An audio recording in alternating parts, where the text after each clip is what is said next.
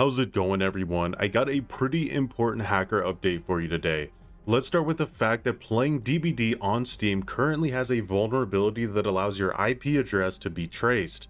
Now, the hacker group that told me about this isn't sure how this is being done exactly, but again, they are very confident that it's exclusively tied to the Steam version of DBD, and that the group currently DDoSing streamers is from Russia, which apparently has the largest group of cheaters. You might be asking yourself, why would the hacker group tell me about this? And the answer is that DDoSing hurts their sales. The best marketing for selling their cheating software is through stream sniping content creators. Every time they snipe a streamer, the larger the better, they have a direct boost in sales from the people who saw the snipe happen because they want to go and use the hacks that they saw on stream. When a stream sniper gets DDoSed, they can no longer continue to snipe them, and that's bad for business. Now, if you'd like to protect yourself against this, I and the hacker group as well recommend using a VPN until this vulnerability is patched. That said, if you have already been DDoSed, whoever is responsible has your IP address saved, so you might need to look into how to get that changed.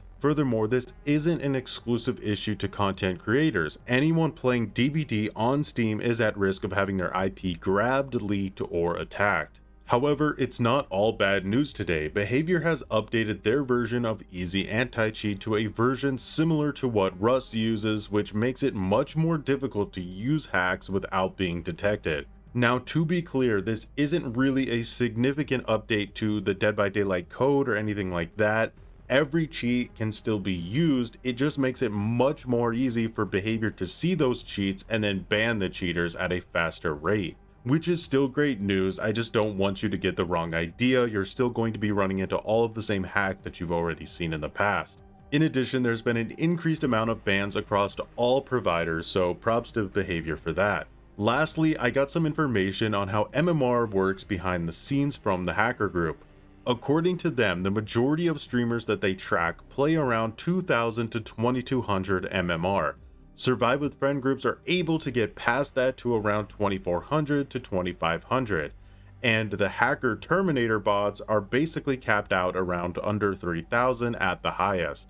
However, once you surpass 1,600 MMR, you are in the same matchmaking pool with everyone above 1,600 MMR. Likewise, once you pass up the soft cap, the only thing that really changes is that you can lose a lot more games without really losing much MMR, which is often referred to as MMR hell, because even if you get stomped 10 games in a row, it won't have much of an effect on what players you're being pulled with.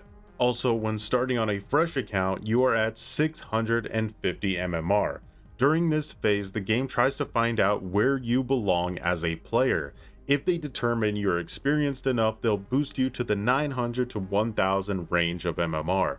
Now, for killers specifically, if you get a few killers past 1600 MMR, the game will automatically boost all of your other killers up to a baseline of 1200 MMR, which can obviously make it very difficult to learn new killers, especially the more technically complex ones. That's all though. A bit of good news, a bit of bad news. I'll probably drop a quick update on Twitter when I hear that this DDoS vulnerability has been patched.